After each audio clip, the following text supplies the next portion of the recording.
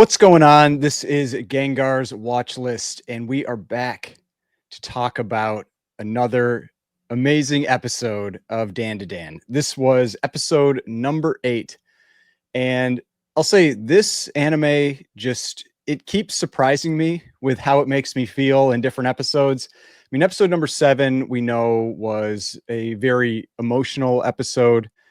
Episode number 8 brings us back, from that, where now you've got not only some great humor that's in this one. I was definitely laughing in this episode. It had some incredible animation and some, I'm not going to totally call it action, but it had a feeling kind of like I don't know, like a monster type anime, but also it had this sequence that was extremely uncomfortable.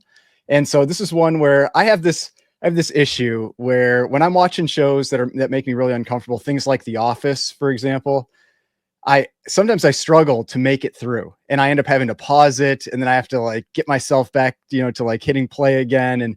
And that absolutely happened in this episode. There was a sequence where it just like it got so uncomfortable, so awkward that I ended up pausing it and had to like, then hit play again. But let's get into this episode.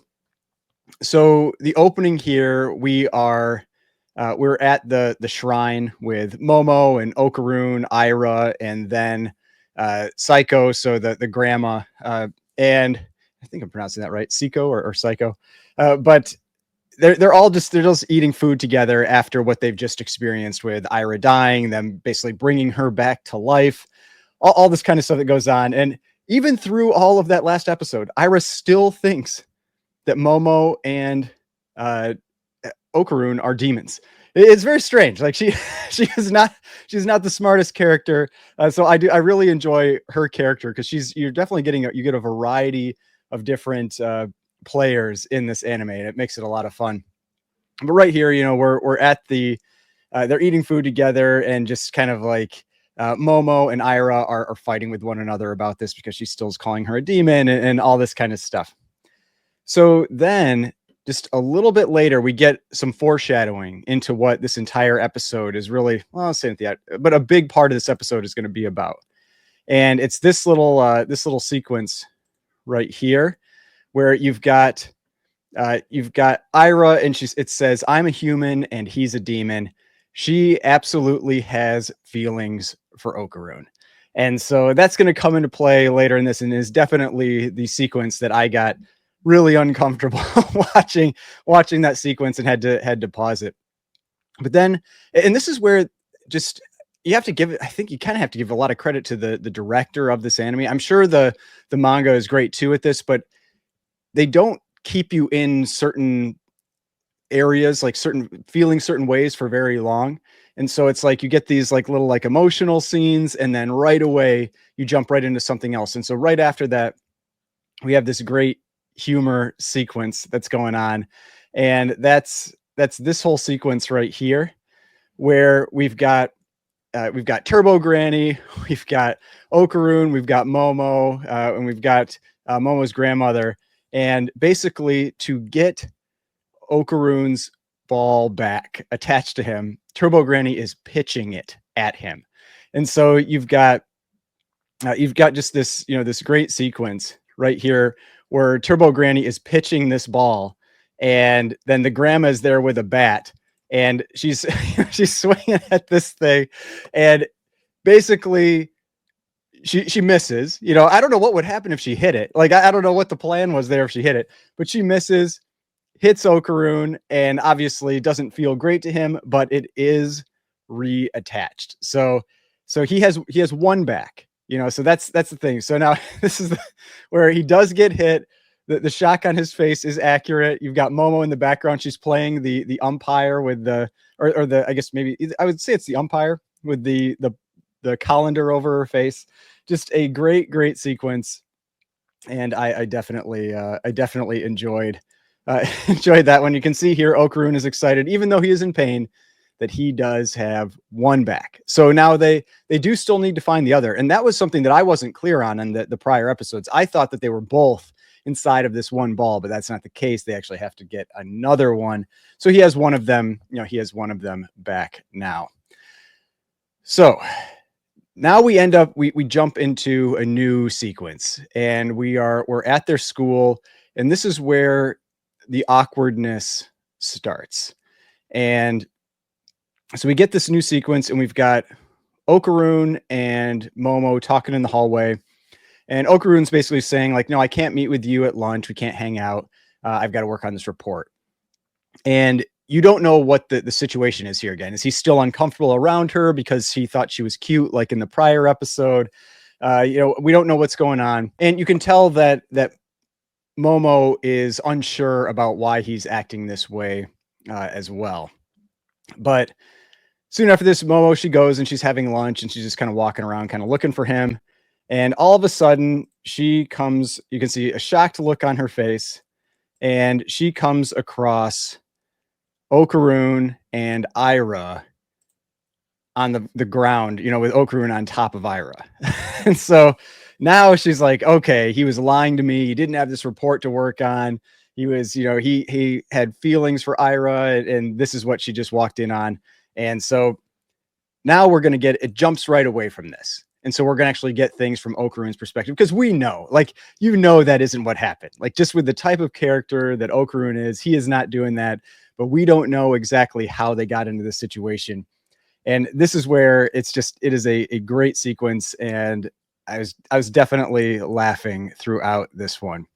But so the next sequence here, we see that we now jump to Okaroon, and he is actually, you can see him. What he actually was doing was he wanted to work out. He wanted to get himself in shape so that he could help more when they're in these confrontations, so that he's not necessarily like this weak person that's counting on Momo for everything. So he's doing squats and push-ups and all of this. And all of a sudden, Ira comes out of nowhere, and she is confessing her love to him. And so this is where we had that little bit of a scene early on where, she's saying, like, he's a demon, I'm a human. And now all of a sudden she's confessing her love to him. And it is obviously making Okaroon very uncomfortable. And so you actually have a pretty long sequence here where they are just like, she is trying to throw herself at him. She wants to kiss him. She's fighting with him. He asked how she learned about that this is what she's supposed to do, and she had been apparently in her dad's study looking at some dirty magazines and that kind of thing. And so they're just, obviously they're basically like battling with each other, you can see here, and she's just trying to kiss him, and in the struggle they end up falling on the ground, and he's on top of her, and that is when Momo sees them together. So that was definitely the sequence where I had to pause it, because it was just getting I was like, oh my gosh, like, what is going on in this one? But we're only about halfway through the episode at this point. We actually get a lot more in this episode, and this is where it really kind of kicks up a notch with some of the quality of the animation that's in this one. So now they're both in they're back in their classes, and Momo's in her science class. They're looking at mantis shrimp. I don't know if that's going to become something as part of this or not, but they're working on mantis shrimp, and Okaroon is doing some reading or something in his other class, and all of a sudden everybody just disappears. And so you can see here that it's basically a scene very similar to what we saw in, I think it was episode 2, where they had that one spirit / alien that showed up at Momo's house or shrine, whatever you want to call it, and how everything turned black, where basically it blocked everything else out. And so we know something's going on, that there's a spirit here or something like that, but we don't know exactly what's happening yet. And so this is the sequence where I felt like we got some really incredible animation that they put into this. There was this sequence right here. Let me find it. And it's with Momo, and she basically comes across this.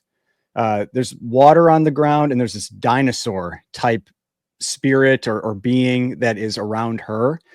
And so when she touches the water, it sends this ripple. You can see here. it sends this ripple out through the water, and that spirit detects it, and you get this really cool scene where the water basically touches this spirit, and he basically starts powering up, and you get this. I don't know. It has a feeling like you get with like big monster type battles, and this spirit being ends up shooting this basically like this giant laser beam across the hallway and destroys a big segment of that hallway. Now she isn't injured in this, but this is definitely one being that we know is now in this school. Then we jump over to Okaroon and Ira because they are now together, and we get to see another spirit that is now we know is now in this school, and that's this spirit right here, and it's kind of this like orange color. And that was one of the things I mentioned before too, that the director of this anime had said that they're using different colors for different spirits. You see, you've got this orange color for this spirit that's now coming after them, and that spirit attacks them. Okaroon transforms and saves Ira again, but he's concerned that he can't keep her safe while this spirit is attacking. Then all of a sudden, Okaroon loses all of his powers, and so we've got a scene right here where it's those aliens. The aliens have come back, and we learn that these aliens basically have the ability to control. They call it a spiritual space, where they can control who is allowed in, and only beings with strong spiritual power can get in. And so that's why you had that kind of like that lizard being. You had this other kind of like boxing spirit being that was in there. You also had Momo, you had Okaroon, but Ira was also in there. And so that tells us that Ira does have some spiritual power. We just don't know what it is yet. And we end up getting to see that right at the end of this episode. And we know we're going to get a lot more of that in the next one, because Okaroon is basically in a lot of trouble right now. He is getting beaten up by these guys. They are planning on they're doing what they're gonna do. They want to take his parts again, and so they're basically getting ready to go after him. And all of a sudden, this like red stuff wraps around that guy, and that it's Ira, and she now is showing her spiritual powers, and we get to start seeing her transform, which was a really cool sequence. We see this kind of like demonic type mask again, like she's a demon now too, I guess. It's like but we get to see this demonic type mask where she has transformed. This is what she looks like here, and this mask kind of like wraps around her face, and you get that, like that this is this being now, that this power that she has. And so that's pretty much where this episode comes to an end. We're going to get to see her show her abilities in the next one. So now we've got Okaroon that has, the powers of Turbo Granny. We've got Ira that has the powers of Acrobatic Silky. You've got Momo, who's got her own spiritual type powers. So I'm looking forward to this. Like this was a really fun episode. A lot of great animation, some great humor, some tense moments, some moments that made you uncomfortable. All in all, I really enjoyed this one. But let me know in the comments, what did you think? Did you like this one as much as I did? Obviously not as emotional as the last episode, but still great in its own right. But looking forward to next week, and I will see you on the next one.